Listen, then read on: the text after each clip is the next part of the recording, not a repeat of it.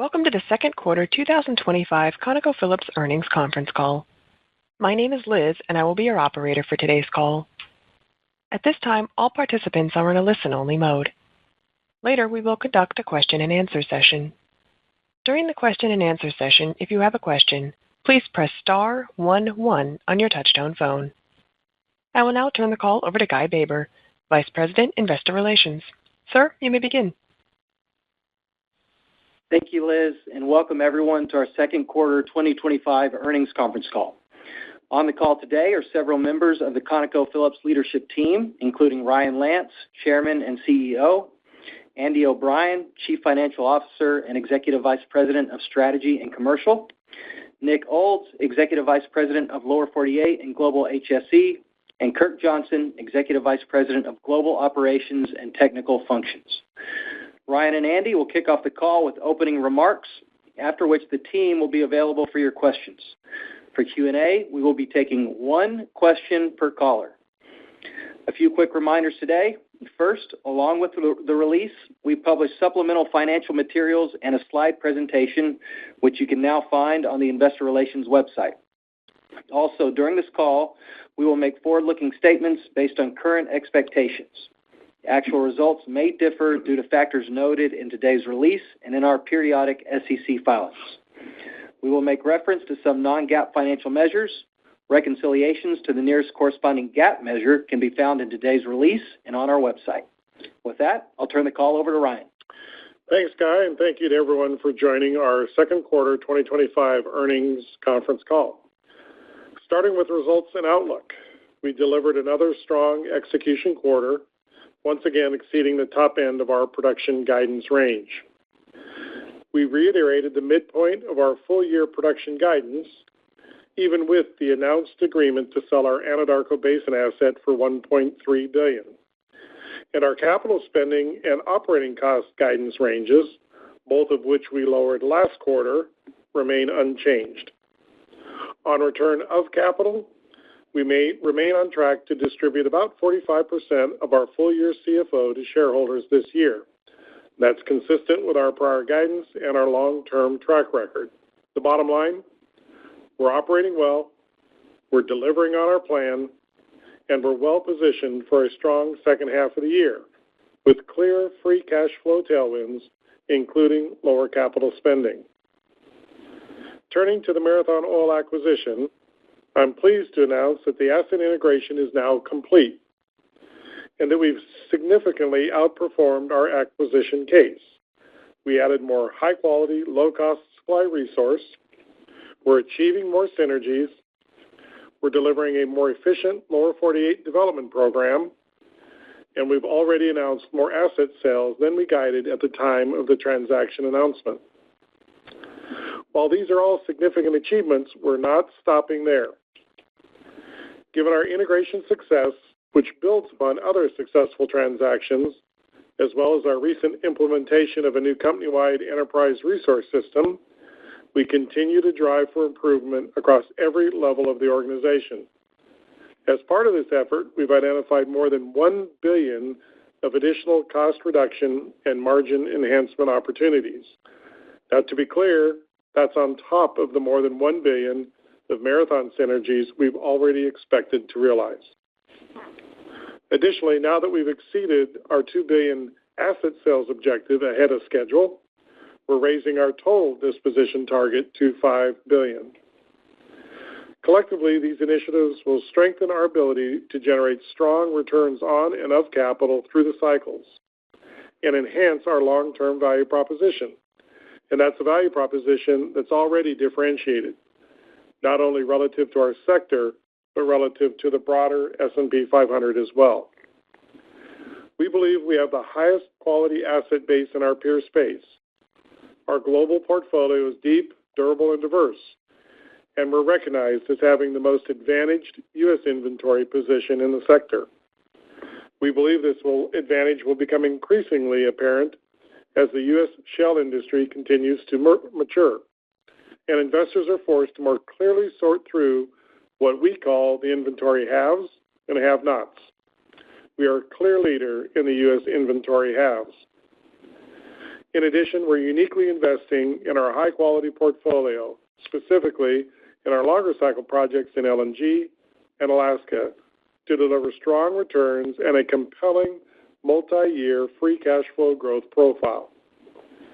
Assuming a $70 per barrel WTI price environment, we expect the major projects we're currently progressing, in combination with the additional cost and margin enhancements we just announced, to drive a $7 billion free cash flow inflection by 2029.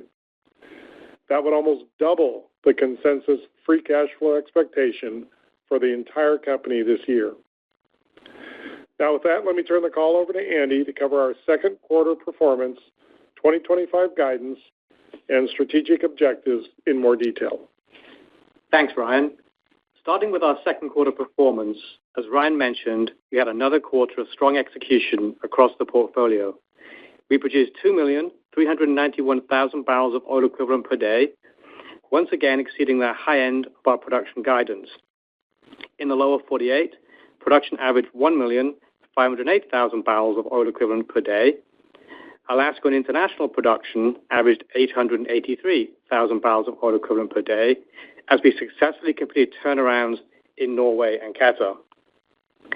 Regarding our second quarter financials, we generated $1.42 per share in adjusted earnings and $4.7 billion of CFO. We had a $1.5 billion working capital headwind, effectively offsetting the equivalent sized tailwind we realized last quarter. Capital expenditures were $3.3 billion, slightly down quarter on quarter. We returned $2.2 billion to our shareholders, including $1.2 billion in buybacks and $1 billion in ordinary dividends.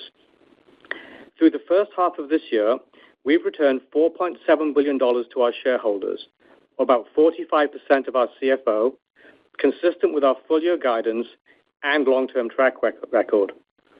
We ended the quarter with cash and short-term investments of $5.7 billion, plus $1.1 billion in long-term liquid investments.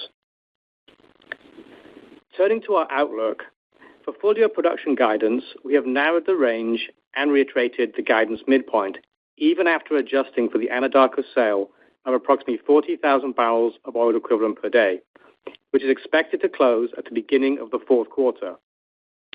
Our capital spend and cost guidance ranges, both of which we reduced last quarter, are unchanged.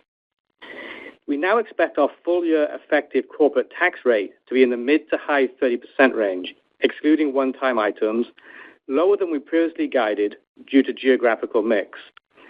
And we now expect a total full-year deferred tax benefit of about $500 million, primarily reflecting the positive impacts from the One Big Beautiful Bill.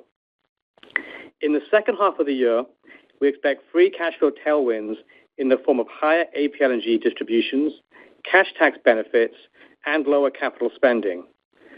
Further guidance details can be found on our earnings slide deck. Turning now to our strategic updates, as Ryan noted, we have completed the Marathon asset integration and are realizing comprehensive outperformance against our acquisition case. We're delivering everything we said and much more. First, we've upgraded our low-cost supply resource estimate by 25%. While we're most attracted to Marathon's significant Eagle Ford and Bakken positions, both of which are every bit as good as we expected and delivering excellent well results, the majority of the increase has been driven by the Permian, where our resource estimate has approximately doubled versus the initial estimate. The second point I would highlight, we have significantly outperformed our initial synergy guidance. At the time of the transaction announcement, we guided $500 million of annual synergies. With our steady-state capital development program achieved and critical system cutovers now in the rearview mirror, we are on a glide path to realize more than $1 billion of run rate synergies by the end of the year. In addition, we've identified over $1 billion of one-time benefits, largely cash tax related. While we don't count this as a synergy, it's real value and a material benefit to our company. The third point I'd highlight, we brought the power of our more efficient and steady-state development program to the combined portfolio. At the time of the transaction announcement, we highlighted our ability to more efficiently develop Marathon's acreage given our size and scale advantage and ability to level load our program versus Marathon's practice of ramping activity up and down. We've now achieved optimized level of steady-state activity, and we're delivering more combined production with 30% fewer rigs and frac crews in comparison to the pre-transaction pro forma activity levels. And finally, with the announced Anadarko sale, we've now signed over $2.5 billion of dispositions within 9 months of the transaction close, beating our $2 billion target well ahead of schedule.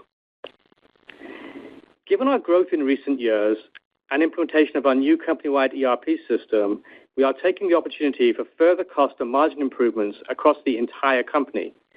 We've identified more than $1 billion of opportunities that we expect to realize on a run rate basis by the end of 2026. All of this is in addition to the $1 billion of Marathon synergies we previously discussed that we expect to realize on a run rate basis by the end of this year. These additional improvements will be wide-ranging, encompassing cost reductions across our SG&A, operating costs, and transportation costs, as well as margin enhancement through commercial opportunities.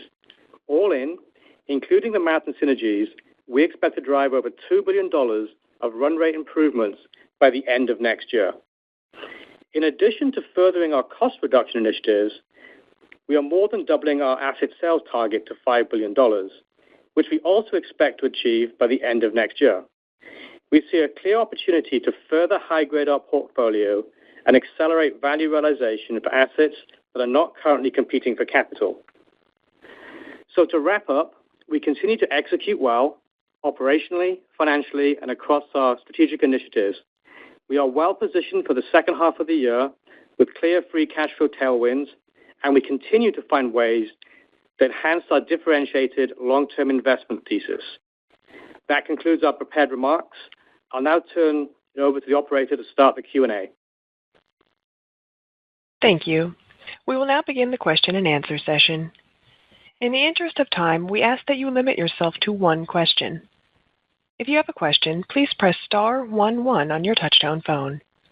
If you wish to be removed from the queue, please press star 11 again. If you're using a speakerphone, you may need to pick up the handset first before pressing the numbers.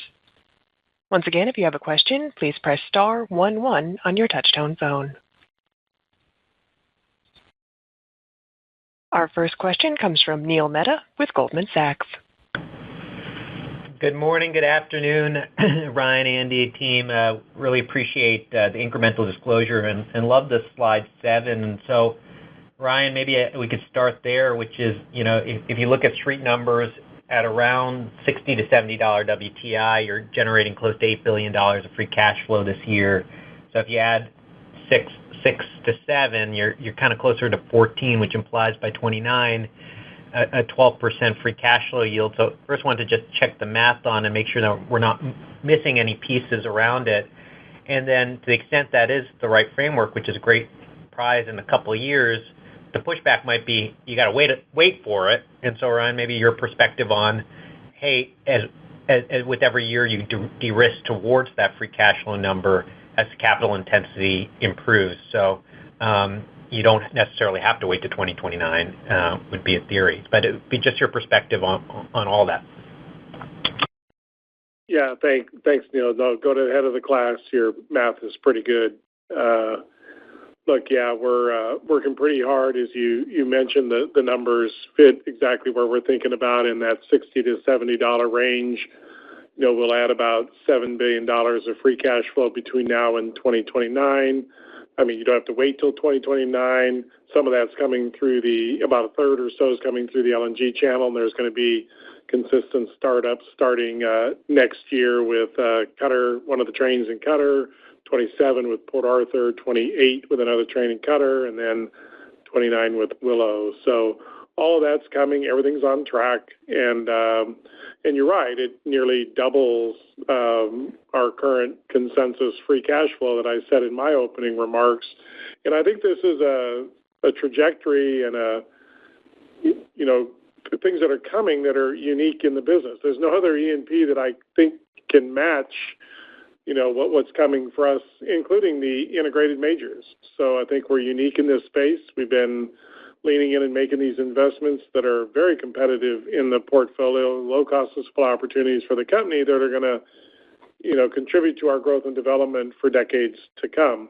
And I would say too that it does not include the inventory advantage we currently have in the lower 48, a very deep and tier one inventory that we have, and where we're constructive in the macro going long term. And if the call for shale production starts to come up because, where's the supply coming to meet the growing demand that we believe is going to be there, this doesn't even include what we could do to lean into our lower 48 a little bit more. We haven't because the call hasn't been there to date, so we're growing at a bit more modest rate, but we're taking advantage of the integration. We're taking advantage of the synergies. I remind people we haven't added a rig in 3-4 years. So we're just continuing to grow our lower 48 just through the efficiency in the channel. So none of that even includes what we could do pending what the call is for unconventional production going forward. So no, your math's good, Neil. We're excited about the opportunities for the company.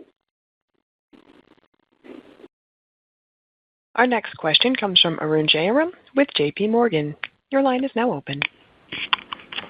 Yeah, good morning, good afternoon, team. Ryan, I was wondering if you could unpack the $1 billion cost reduction and margin optimization plan, which looks to be a new wrinkle in the update. You mentioned the ERP system integration. I was wondering if you could talk about what are some of the drivers of the $1 billion, and are you doing anything at the organizational level to re-engineer kind of your operating structure? Yeah, no, Arun, it's going to touch all pieces of the company. There's some some workforce centralization, some things that we've learned over the last 3 to 4 years with all the transactions that we've done that we're going to be implementing kind of globally throughout the company. So there's a piece of G&A built into this. There's utilizing the scale and scope of the company to drive some lease operating expense improvements as well, things that we're doing contractually, things that we've captured in the lower 48 and understand from an efficiency perspective that we can drive throughout the whole company. As we've grown our scale, we also see opportunities in transportation and processing, and that's going to show up as expense reduction and margin expansion through realized price improvement commercially. I'd say about 80% of it sits within the G&A, LOE, T&P, just expense reductions. 20% of it sits in that kind of margin expansion bucket. And I'll tell you, none of this includes capital sort of things. We don't count that in our synergy estimates. We're just talking about stuff that'll flow through the bottom line and changes that we need to make as a result of some of the technologies we're deploying and the size, scale, and scope of the company through the inorganic expansions that we've had over the 3 to 4 years. And it's with that behind us now, time for us to get the whole company running, taking advantage of stuff that we've invested in over the last few years. Our next question comes from Steve Richardson with Evercore ISI. Thank you. Appreciate you're probably not going to tell us what's for sale, Ryan, in terms of just meaningfully increased divestiture target. But, perhaps you can give us some perspectives on the acquisition market from the sell side, and maybe just talk about the types of assets. And I'm sure you're intently focused on cost of supply in terms of the high grading, but maybe you could talk just sort of asset types and that process and the confidence on that higher target. Yeah, no, thanks, Steve. I think we've described to you and others, that are on the call, and we go through a pretty rigorous exercise every year. We've kind of come out of the back end of our planning exercise that ramps up during the summer months, and through that process, we look at every asset in the portfolio, and we look for the ones that are competing for capital and those that aren't competing for capital, and we tell our teams for the assets that are on the outside looking in a little bit, maybe there's different technologies we can deploy, different ways to think about it, different learnings from across the company. We give them some time to see if they can compete for capital long term. But if they don't, then they migrate to a different list. And look, we're resource rich in a resource scarce world today. So that's what I think we were pleasantly surprised with the Anadarko Basin. There's an example that wasn't going to compete for capital in the portfolio. We're getting plenty of North American natural gas production from our assets in North America, and it just wasn't going to compete for capital as we integrated that asset into the company, and we were pretty pleased with the price that we got. So as we scrub the portfolio and think about it, going forward with the remainder of this year and through 2026, we just felt like we see the assets that are out there and that aren't competing for capital, and we think it's going to be a reasonable market to be selling into, which is what gave us confidence to increase the target to $5 billion. And we've already surpassed our $2 billion target, as Andy described in his remarks to date, with about $2.5 billion sold through this point in time. Our next question comes from Doug Leggett with Wolfe Research. Thank you. Good morning, everyone. Ryan, amidst all these incredibly positive updates, I hate to ask such an asinine question as cash tax, but I'm going to make Andy earn his crust today. Andy, you've got $500 million incremental deferred for 25.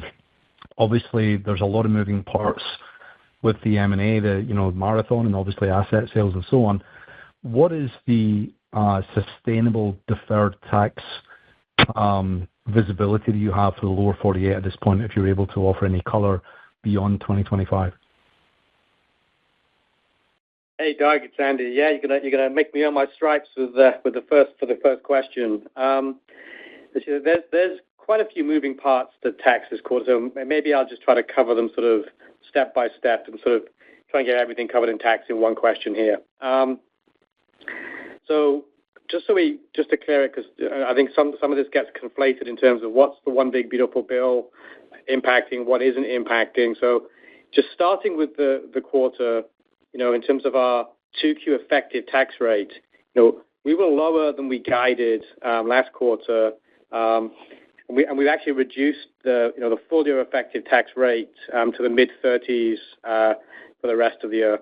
So that was purely due to sort of a mix where we had domestic commodity prices relative to international markers were a bit higher than we forecast, and that resulted in a higher mix of income from our lower tax jurisdictions like the U.S. So that's probably the first thing that jumps out to people is the effective tax rate. The second thing going on to the deferred taxes, we saw a larger than expected deferred tax benefit during the second quarter. That had nothing to do with the new tax bill. That was largely due to one-off discrete items that we really don't forecast. And then getting probably to the meat of your question in terms of first of all, the expected benefits. We covered this on our prepared remarks. That this year we think the one big beautiful bill will have about a $500 million impact to us, and that's primarily due just simply to the bonus depreciation rate going from 40% to 100%.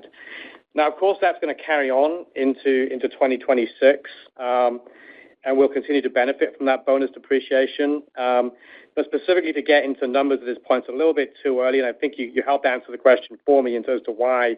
We've got to land exactly where the CapEx is, what's happening with, which assets are being disposed of. But what we do know is that it's going to be a tailwind for us for next year. Our next question comes from Lloyd Byrne with Jefferies. Hey, Ryan, Andy, how are you guys? I think that 30% fewer rigs and frac crews actually equates to almost 100% of what Marathon is running at the time of the deal. Is very impressive. But I guess I'll ask my question about the LNG and kind of the downstream strategy and just kind of what you're expecting from regasification and sales deals going forward, and then how do we expect that to contribute over the next few years? Yeah, I'll maybe start. Let Andy jump in on the LNG side. But yeah, you snuck in 2 for 1 there. Good job, Doug. Lloyd. You're good there.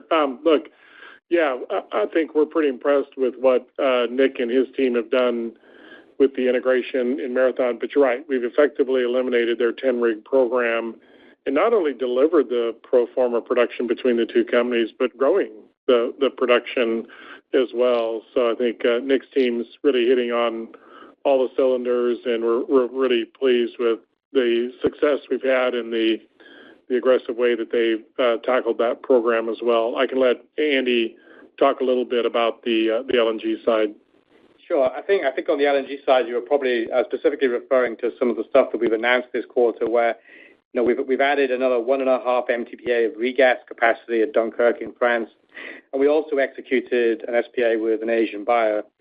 And what I'm particularly pleased about is with those 2 announcements, we've now effectively placed the entire 5 MTPA from Port Arthur.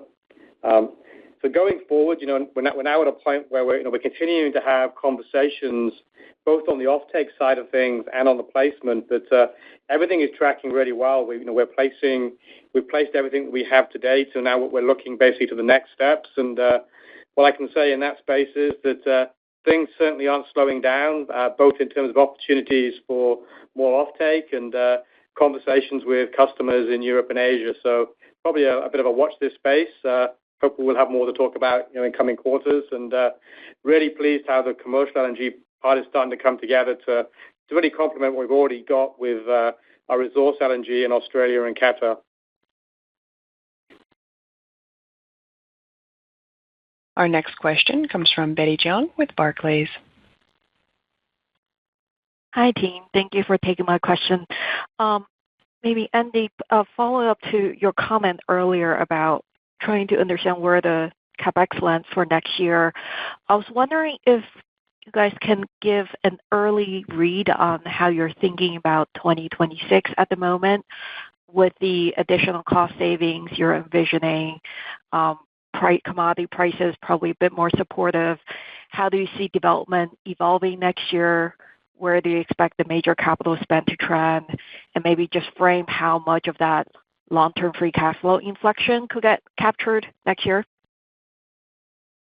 Thanks, Betty. I can try and take that one. And yeah, it is a little early to be talking about 2026, but I'm happy to share a few high-level thoughts. So starting on the capital spending side of things, we've been saying this for a number of quarters now. We expect our capital next year to be lower than this year, as we at the beginning of the cash flow free inflection. And then maybe also just to touch on production. I think we've always been saying that for us, production really it's just simply an output of our plan. And if you look at what we're doing this year, from our guidance, basically, that it implies about 2% growth on an underlying basis this year. And in the macro environment, we see right now, I think this would be a pretty good place to start for modeling purposes for next year. I think Ryan mentioned it on the rig side in a previous question. We haven't added essentially a rig in the lower 48 on the ConocoPhillips side over 3 years, and right now probably don't really see a good reason to do that. But the other thing I would add is that in terms of maybe just going to sort of one half this year to the second half next year, we're already starting to see the cash flow inflection coming. If you look at our CapEx guidance, we're guiding from one half this year to the second half that our CapEx is going to be down $1 billion. You can see from our CFO from the first half to the second half that we're also going to have some tailwinds from higher APLNG distributions and the one big beautiful bill. So when you look at that and that continues on into 2026, I'd actually say that the cash flow inflection is effectively already starting. Our next question comes from Nitin Kumar with Mizuho. Hi, good afternoon. Good morning, everyone. Ryan, one of your peers talked about industry consolidation, going forward. You mentioned in the last 3 to 4 years you've been at the forefront of that. So just want to get a take on, where do you see the M&A landscape right now, particularly in lower 48? Yeah, Nitin, I think, I think there's still going to be consolidation in this business. I think a lot of the E&Ps in the unconventional space look out into their plans 2 to 3 years out and wonder what's going to happen. And I think, and that hasn't changed as capital intensity, people that don't have the inventory like we do face higher capital intensities, and just what do they do about that? Now, specific to us, this is the strongest I think our portfolio has ever been. And so it's a pretty high bar, and we're focused pretty heavily right now on the organic side of the business, where the investments that we're making to grow and develop the company, both short, medium, and long term. So I think that's where all of our focus is going. But look, we watch the market every day. We see what other people are doing, and I'm familiar with the comments that were made by one of our peers. But we're just in a different position because of the effort and what we've done over the last 4 years that you pointed out, and the focus we're trying to drive internal to the company to chase another $1 billion of additional cash flow growth in the company. We see the inflection that Andy just talked about in our free cash flow coming as these projects starting up over the course of the next 3 to 4 years. So we've got a pretty high bar and a pretty full plate today, just executing on our organic plans. Our next question comes from Ryan Todd with Piper Sandler. Great, thanks. Maybe a question on the Marathon transaction. You increased your expectation for the incremental resource adds from 2 billion to 2.5 billion barrels with a doubling of estimated resource in the Permian. Can you talk about what's driving that? What's been better than expected, particularly in the Permian? Yeah, Ryan. Good morning. Yeah, as a reminder for the folks on the call, the Marathon transaction, we announced the 2 billion barrels of low-cost supply resource. Now we've got 8 months under the Marathon hood to further assess the inventory and the development strategy across all the assets. As Andy mentioned, after completing the integration, we've got a 25% increase, so that's the 2.5 billion. Now, we were clear at the time of the acquisition that the quality positions in the Eagle Ford and Bakken were the primary strategic rationale for the transaction. And we're seeing on aggregate the performance in those two basins have been in line to even better than we expected, with very strong well productivity versus the acquisition case. Now, the upside identified, as Andy mentioned, is primarily in the Delaware Basin, where we've approximately doubled our low-cost supply resource estimate, with some additional resource in the Bakken as well. Now, in the Permian, this is largely driven by a greater contribution of both primary and secondary intervals across the play. For example, we got inventory across Wolfcamp A and C, Bone Springs, and Woodford formations, which are very competitive cost of supply. And Ryan, that's through really reassessing the inventory and applying our development strategy, including spacing and stacking. In fact, we're drilling some Wolfcamp A and C wells, as well as some Woodford wells right now, and seeing really promising results in line or even better than the type curves. In addition to the inventory I just described, we're also seeing opportunities to trade acreage to core up positions, adding more longer laterals, which improves the cost of supply. If you go from a 1 to a 3 mile lateral, we see that 30 to 40% improvement. So I just got the hats off to the team as we get under the hood. They're excited. There's more opportunities in there, so getting ready and enthused to execute upon it.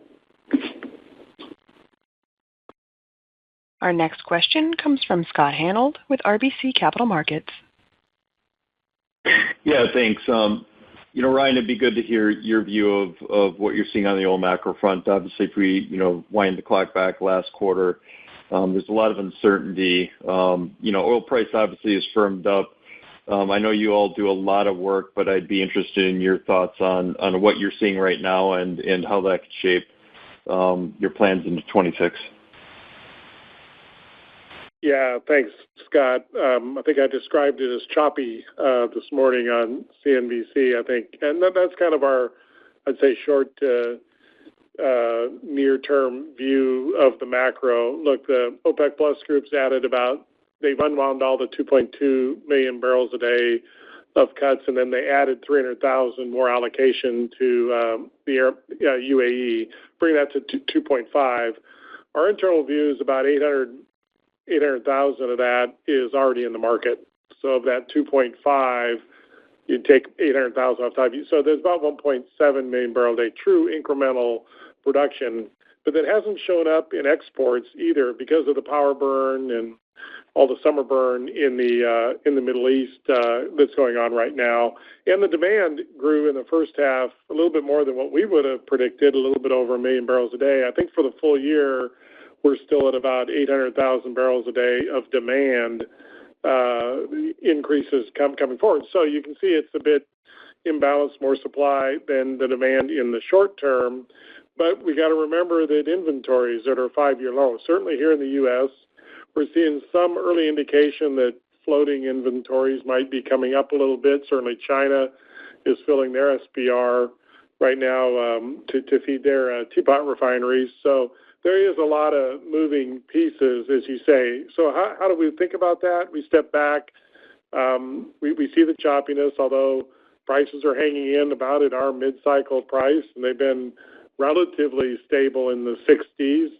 So we see probably that continuing with probably a bit more pressure to the downside, which is why Andy talked about how we're executing our program and kind of how you should think about modeling our production as we go into 2026. And that's just, we probably see a little bit of choppiness and some, slight headwinds as we go. But we're very constructive when you start stepping back for a minute and thinking about the longer term. We see demand continuing to grow at a 1 million barrel a day incremental clip. We're at all-time highs in the demand side, and we don't think that's stopping.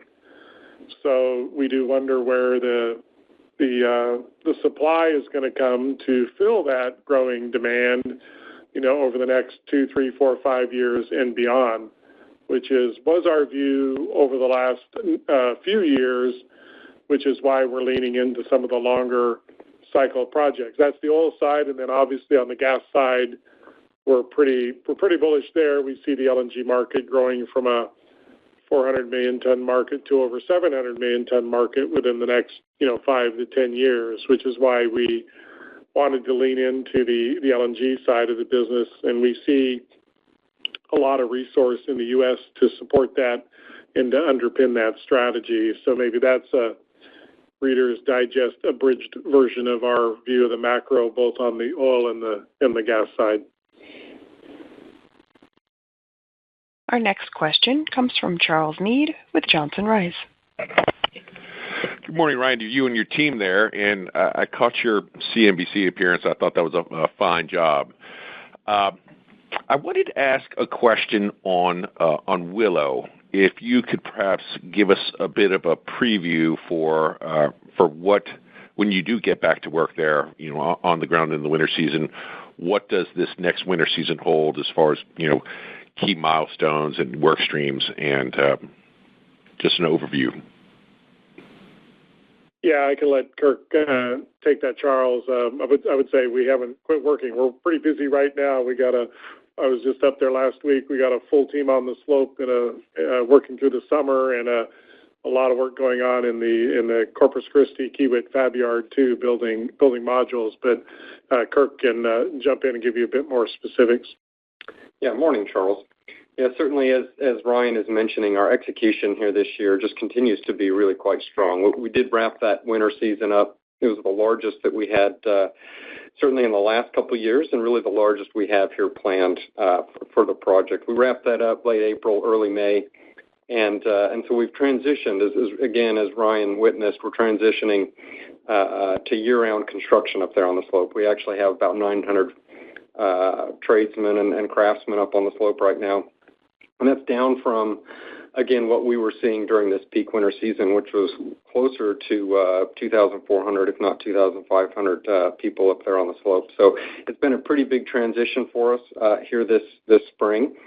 But of course, our teams are really focused now, as you're alluding to, which is the activities we have here this summer and this fall. So with that transition, those 900 craftsmen on the slope are continuing to build out that operations center that we see lifted up here last year with those modules on location. And so there's a lot of work ongoing so that we can truly begin year-round construction there in Alaska at the Willow location. And then again, as Ryan mentioned, outside of Alaska, we're focused on completing engineering in support of these process modules that we're building here on the Gulf Coast. And then naturally, that's going to continue through 2027. But certainly, I would say, as it relates to the activities here this year, there's just a lot of work by the team focusing appropriately on contracting, procurement, general supply chain activities. Admittedly, tariffs have introduced some level of uncertainty, and that's manifesting with internationally sourced equipment alongside a trend of inflation that's pretty similar to what we've seen in the international markets, and that's stabilizing as activities stabilize here. So it's a good time for us to put a wrapper on some of these contracts here this year. We'll have close to 90 or 95% of these contracts pretty well secured by year end, and so a lot of work in that space. So again, Charles, I would say strong execution. We're hitting the really key milestones.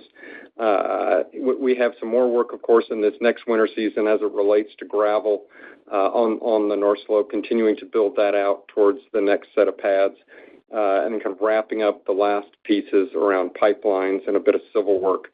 So certainly more to come, but the milestones we're achieving, we're hitting those as we expect, and so it just continues to give us a lot of confidence in execution and strong expectations again around 2029 and first oil.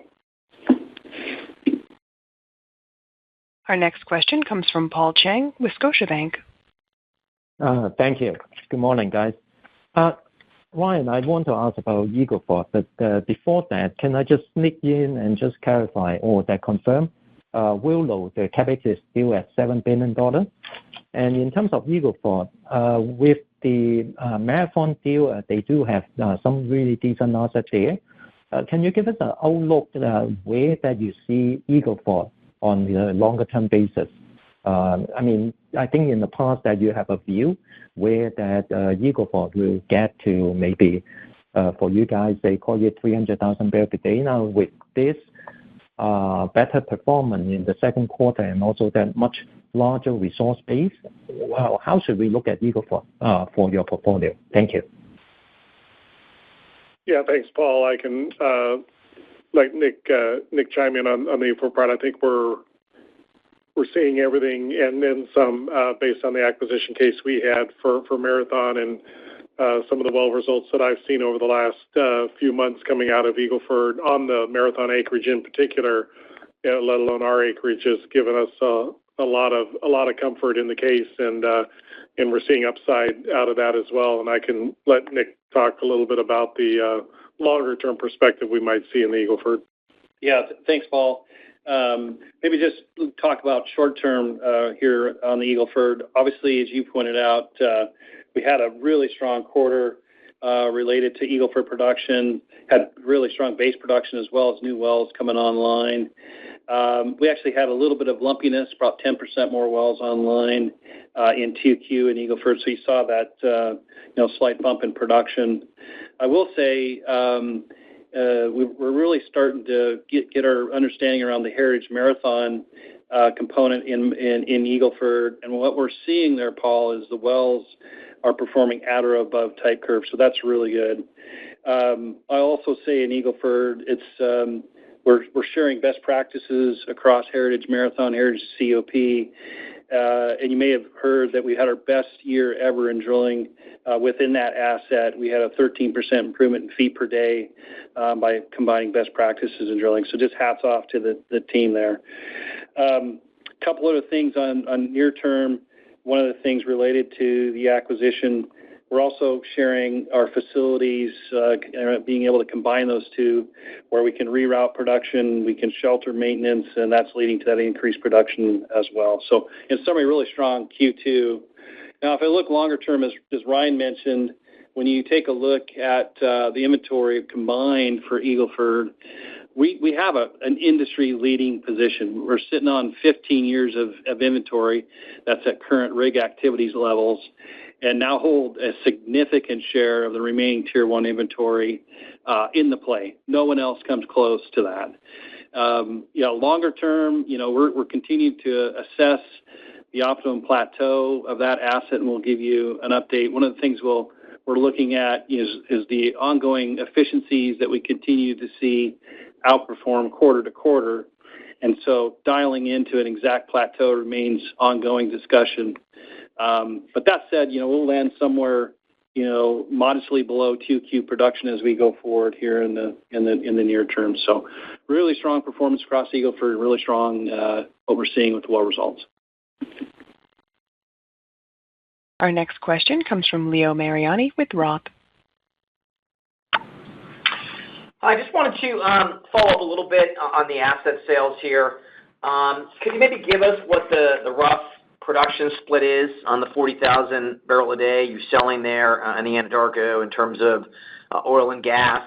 And then can you just talk a little bit about the timing on asset sales? Was there a particular reason you decided to kind of increase it right now? Certainly a lot of the conversation on the call is talking about kind of macro uncertainty out there. So maybe just kind of talk about the environment to sell stuff now.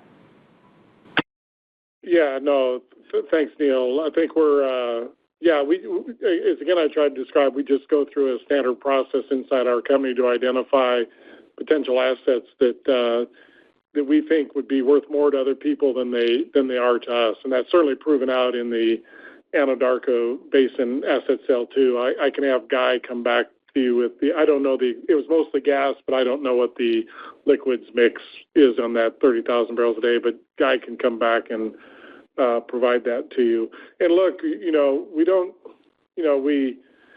we'll sell assets when we think we're getting good value for them. Look, we know what our hold value is. We know what they're worth to us inside the portfolio. We're not fire selling anything in the company.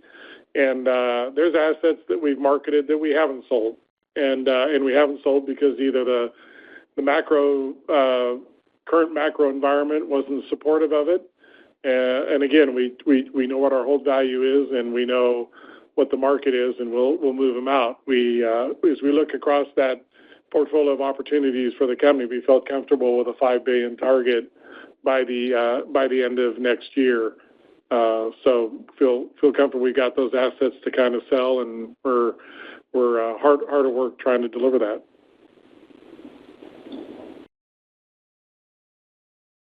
Our next question comes from Phillip Youngworth with BMO. Thanks for taking the question. I wanted to ask about return on capital. Conoco's historically been a leader here among the independents and integrated. We have seen corporate returns come down across the sector, much of which is oil price, but also M&A. So when you look at the organic $6 billion free cash inflection that you have for major project startups, I was hoping you can talk to how this improves ROCE by the end of the decade, or there be more improvement really from accelerating the lower 48 growth at the right commodity price? Yeah, Phil, look, all these projects that we're executing meet our cost supply hurdles, so it almost kind of doesn't matter where you allocate, you're going to see the growth in the ROCE, and that's what we're trying to drive inside the company. We're trying to be competitive with the S&P 500, not just competitive with our peers in this industry.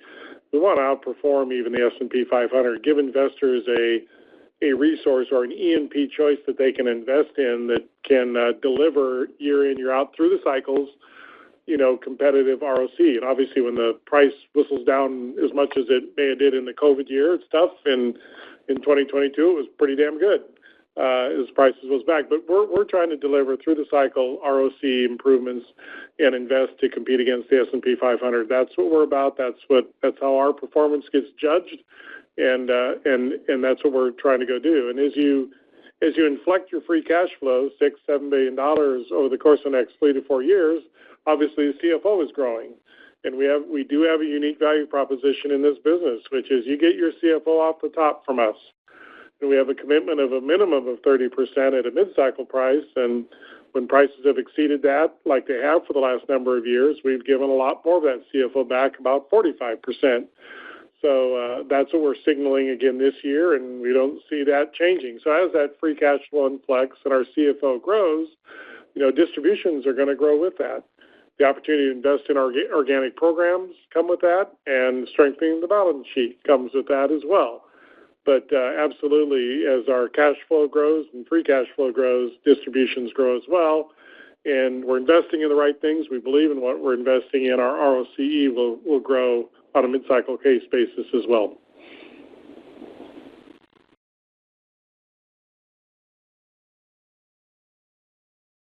Our last question will come from Kalei Akamine with Bank of America. Hey, good morning, guys. Thank you very much for squeezing me in. Look, I appreciate the strong performance in the lower 48.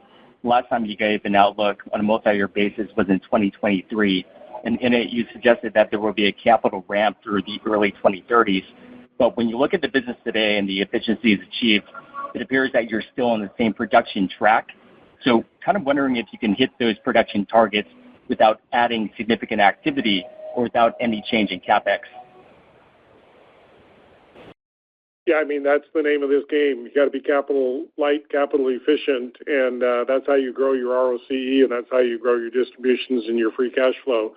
So you're right to observe the last time we updated the market. Since then, we've done the Marathon transaction. As I think Andy alluded to in some of his questions and comments, we haven't added a rig line any one of the last three to 4 years. We're still delivering the production growth out of lower 48. We're just being a lot more efficient, a lot less capital spend, and that's the name of the game. So we start every year thinking about, let's just keep the scope of what we're doing constant. And as Andy said in his response to one of the questions, the production or the growth that comes out of that's purely an output. We always start at trying to keep our stable programs in place. We don't want to whipsaw them up. We don't like to whipsaw them down. And obviously, we can react to both sides of that environment, but we like the consistent, stable execution in programs. And we haven't had a rig line or significantly increased the frac spreads, and we're operating within a pretty efficient frontier range where one frac spread can handle 3 to 4 rig lines, and that's improving with the technology, and we want to be improving with that as well. So I think we have a lot of flexibility. We have a lot of inventory and deep, diverse inventory, so we've got a lot of choices and options. And as I said in one of my comments earlier, that it's really the best place and the strongest portfolio we've ever had as a company. We have no further questions at this time. Thank you, ladies and gentlemen. This concludes today's conference. Thank you for participating. You may now disconnect.